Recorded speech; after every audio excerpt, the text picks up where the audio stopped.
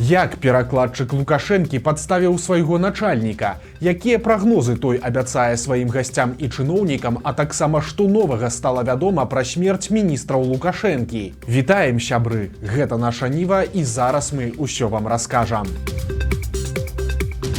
Лукашенка зноў трапіў у канфуз. Сустрэўшыся з прэзідэнтам Аб'яднаных Арабскіх Эміратаў, ён паскардзіўся таму на няшчасны штучны інтэлект, а перакладчык выкарыстаў, скажем так, самае простае і не самае дыпламатычнае слова. Мы уже с ним очень серьезно обсудили We had a very good conversation with him, этот несчастный искусственный интеллект.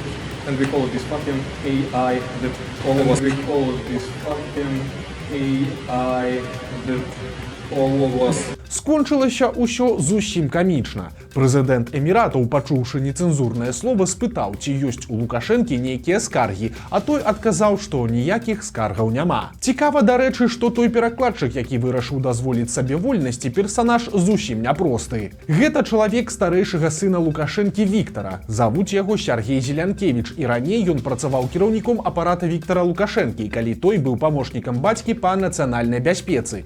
Акрамя гэтага, Зелянкевіч яшчэ і гулец аматарскай хакейнай каманды «Бастыён», дзе таксама выступае і Віктар Лукашенка. Затым Сяргей Зелянкевіч пайшоў у дыпламаты. Ён працаваў сакратаром аддзела Афрыкі і Блізкага ўсходу, а пасля займаў пасаду другога сакратара пасольства Беларусі ў Эміратах. Але ці займае ён гэтую пасаду дагэтуль, невядома. Зелянкевіча можна ўбачыць ледзь не на ўсіх фота з візітаў Віктара і Аляксандра Лукашэнак у Эміраты за апошнія гады. Апроч гэтага, Сяргей Зелянкевіч займаў пасаду дарадцы на прадпрыемстве «Тетрайдер», якое з'яўляецца часткай ваенна-прамысловага комплексу Беларусі. Яно спецыялізуецца на распрацоўцы радыёэлектронных сістэм узбраення, а таксама на мадэрнізацыі зенітных ракетных комплексаў і сістэм супрацьпаветранай абароны, асабліва ў краінах Блізкага ўсходу. Ад чаго афіцыйна памерлі Макей, Зельцер і Тарайкоўскі? Кіберпартызаны паведамілі, што атрымалі доступ да баз даных аб памерлых у Беларусі аж да 2024 года. Яны паказалі некалькі скрыншотаў, якія тычацца найбольш рэзанансных выпадкаў. З іх бачна, што ў дакументах пазначаныя таксама афіцыйныя прычыны смерці. Адносна былога міністра замежных спраў Уладзіміра Макея і былога міністра транспарту і камунікацыі Аляксея Аўраменкі прычынай смерці стаіць нейкі код R99. Ён расшыфроўваецца як іншыя недакладныя пазначаныя і неўдакладненыя прычыны. Адносна абодвух у нашай Нівы была інфармацыя, што яны скончылі жыццё самагубствам. Але ж той жа код, і значыць тая самая прычына, пазначаная і для памерлага ў зняволенні палітвязня Вітольда Ашурка, а ён дакладна пайшоў з жыцця не па сваёй волі. Высветлілася, што гэты код R99 пішуць у выпадках, калі на момант ускрыцця прычына смерці застаецца дакладна незразумелай альбо выклікае сумневы. Пра гэта парталу «Зеркала» расказала былая судмедэкспертка Надзея Гурманчук. У тых жа базах можна знайсці і дакументы на іншых вядомых загінулых беларусаў. Напрыклад, Аляксандра Тарайкоўскага, які быў забіты падчас пратэстаў у жніўні 2020 года. Тады міліцыя заявіла, што ў руцэ Тарайкоўскага ўзарвалася выбухоўка. Гэтае паведамленне вісіць у канале сілавікоў і па сёння, але ж допіс у дакументах пацвярджае праўдзівасць відэа, на якім было бачна, што нехта з сілавікоў страляе мужчыну проста ў грудзі. Прычына смерці Тарайкоўскага указана так: адкрытая рана пярэдняй сценкі грудной клеткі. Акрамя таго, ёсць допісы, прысвечаныя іншай гучнай справе. Перастрэлцы ў мінскай кватэры, у выніку якой загінулі айцішнік Андрэй Зельцер і супрацоўнік КДБ Дмітрый Федасюк. Прычына смерці Андрэя Зельцера такая ж, як і ў Тарайкоўскага. Гэта адкрытая рана пярэдняй сценкі грудной клеткі. У Дмітрыя Федасюка фармулёўка іншая. Цытата: «Іншыя удакладненыя траўмы з уключэннем некалькіх абласцей цела». І гэта цікава, бо поўныя відэа перастрэлкі ані сілавікі, ані прапаганда ніколі не паказвалі, а па версіі Белпол Федасюк мог стаць выпадковай ахвярай стрэлаў сваіх калег. Два прагнозы Лукашэнкі. Адзін для яго добры, а другі зусім наадварот. Сёння ж Лукашенко ўжо правёў сустрэчу ў Мінску. Да яго прыехаў мэр Масквы Сабянін, якому быў агучаны нейкі неверагодны інсайт. Ну, я думаю, рано или поздно, после Эмиратов, я потом расскажу, абсолютно убежден, что скоро это будет, Европа откроется для нас. Откроется в том плане, что Европа не может без России существовать. Без нас она существовать не может. Што такога пачуў у эміратах Лукашенко публічна ён так і не прагаварыў, але ўвесь гэты яго маналог быў прысвечаны праекту новай хуткаснай чыгункі. Пра яе будоўлю ходзяць размовы ўжо даўно. У ідэале яна б мусіла ісці з Масквы праз Беларусь і далей на захад, але ж у цяперашніх умовах канцавым прыпынкам гэтай чыгункі стане Брэст. Затым Лукашенко сабраў нараду, прысвечаную прамысловасці, і выдаў там яшчэ адзін загадкавы прагноз, праўда, ужо зусім не радасны. Я об этом говорю уже в который раз, что будущий год будет непростым. Непростым в силу определенных причин. Што за бяду чакае Лукашенко, сам ён зноў жа не сказаў, а яго чыноўнікі ўдакладняць не сталі. Але ж затым Лукашенко прызнаўся, чаму частку яго дамоўленасцяў на ўсходзе трымаюць у сакрэце. Калі коратка, то ён проста вельмі баіцца новых санкцый. Не все мы показываем сегодня, потому что эти мерзавцы там бегают, особенно наши, и все выпрашивают санкции у американцев, у Запада, чтобы они против нас эти санкции вводили, все новое. Поэтому мы не все, конечно, показываем и рассказываем. Беларуская мова і страшная трагедыя, якой цудам атрымалася пазбегнуць. Загадкавая гісторыя здарылася ў Аргенціне. Там у звычайную школу Буэнас-Айреса прыйшоў 12-гадовы вучань з пісталетам у заплечніку. Гэта заўважылі аднакласнікі, якія паведамілі аб гэтым настаўнікам, і школьніка змаглі своечасова абязброіць. Але далей пачынаецца самае незразумелае. Акрамя зброі, у падлетка быў пры сабе спіс будучых ахвяраў. Ён хацеў забіць 14 вучняў і адну настаўніцу. Прычым частка запісаў была зроблена на англійскай мове, а частка на беларускай. Адну з паперак нават паказалі на тэлебачанні, і там добра бачнае слова ахвяры, а таксама некалькі іншых допісаў па-беларуску. Адзін з іх, напрыклад, такі, цытата: «Настаўніцу прыродазнаўства заб'ю». Іншы, зноў цытата: «Яны пашкадуюць, што назвалі мяне дзіўным». Пазней стала вядома, што пра свае страшныя планы падлетак казаў свайму сябру. У перапісцы ён згадаваў, што можа ўзяць зброю ў сваёй маці, якая працуе паліцэйскім. Але ж якое канкрэтна дачыненне малы мае да Беларусі, пакуль не вельмі зразумела. Ці абодва яго бацькі родам з Беларусі, ці нехта адзін з іх, і ўвогуле чаму для сваіх страшных нататак малы выбраў мову Купалы і Скарыны, інфармацыі, на жаль, пакуль няма. На што Лукашенко збіраецца патраціць грошы беларусаў? Улады зацвердзілі рэспубліканскі бюджэт на 2025 год, а ў дэталях разбіраліся журналісты партала «Зеркала». Яны адзначаюць, што бюджэт будзе дэфіцытным, бо выдаткаў запланавана на 4,5 мільярды больш, чым прыбыткаў. Агулам жа бюджэт Беларусі будзе складаць 45 мільярдаў 836 мільёнаў рублёў, а гэта прыкладна 14 мільярдаў даляраў. Пры гэтым многія выдаткі вырастуць у параўнанні з гэтым годам. Напрыклад, на абарону плануюць выдаткаваць ажно на 30% больш, чым сёлета, а на працу судоў і сілавікоў на 14%.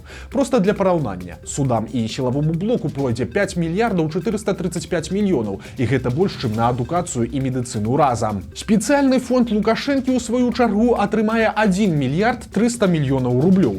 Гэта на 100 мільёнаў менш, чым планавалася першапачаткова, але ўсё роўна больш, чым такія ж выдаткі сёлета, бо было 999 мільёнаў і 700 тысяч. Грошы з гэтага фонда Лукашэнкі пасля ідуць у самыя нечаканыя сферы. Напрыклад, у розныя гады той фонд аплачваў аздараўленне ў беларускіх санаторыях дзяцей з Сірыі і Узбекістана, пенсіі вайскоўцам і нават будаўніцтва альбо рэканструкцыю дарог. Таксама стала вядома, колькі будзе каштаваць беларусам пераабранне Лукашэнкі. На прэзідэнцкія выбары ў бюджэце закладзена крыху больш, чым 54 мільёны рублёў.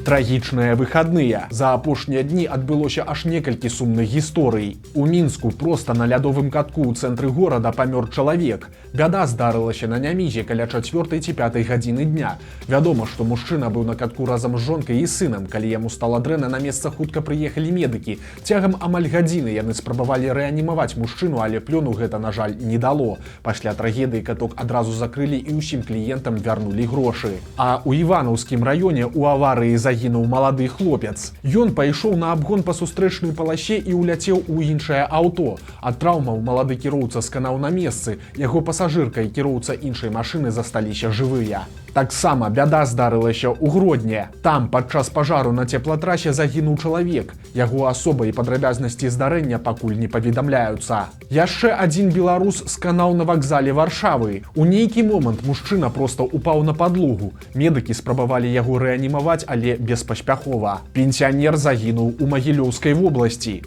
Мужчына без флікераў аказаўся проста пасярод трасы і трапіў пад аўтамабіль. Ад удара яго адкінула на супрацьлеглую паласу, дзе на яго адразу наехала іншая машына. У выніку мужчына, якому было 73 гады, памёр на месцы.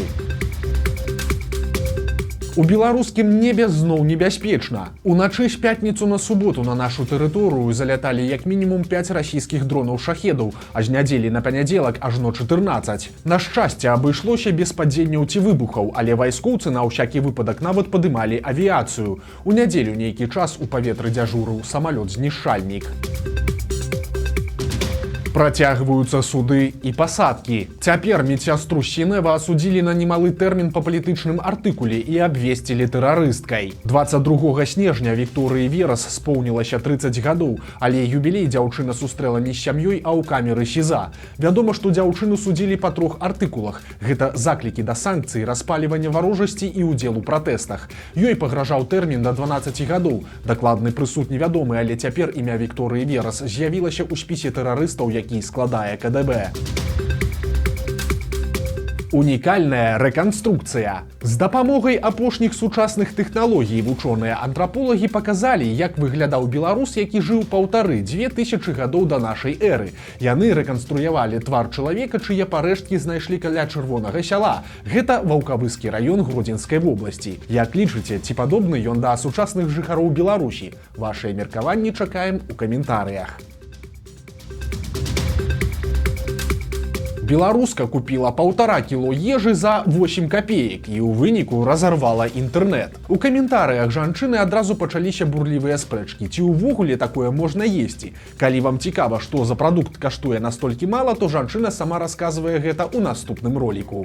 Купила сегодня 1,5 килограмма еды за 8 белорусских копеек. Угадайте, что я взяла?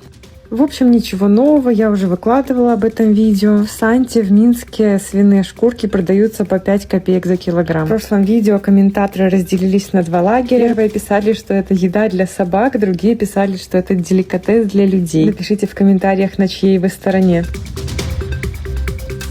Трагікамічная гісторыя з Гродна. Там даішнікі спынілі поўную маршрутку і заўважылі, што кіроўца аўтамабіля сядзіць за рулём на падпітку. Само сабою, працягваць рух даішнікі забаранілі, але гэта выклікала гучнае абурэнне пасажыраў, бо тыя гатовыя былі ехаць нават з п'яным кіроўцам, абы хутчэй даехаць. У выніку паездка ўсё ж не працягнулася. Кіроўца атрымаў у плечы 5 пратаколаў і цяпер яму пагражае вялікі штраф і пазбаўленне правоў. Таксама праблемы чакаюць і фірму-перавозчыка, на якую ён працаваў.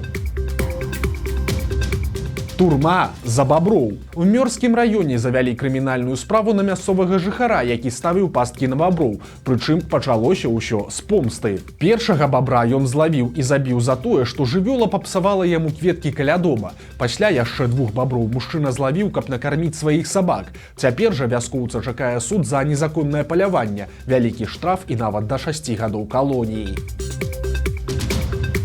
Пакуль адны беларусы эканомяць, іншыя могуць сабе дазволіць і шыкануць. Цяпер у Мінску з'явіўся новы суперпапулярны дэсерт. Называецца ён яблыкі на снезе і выглядае як сапраўднае кулінарнае мастацтва.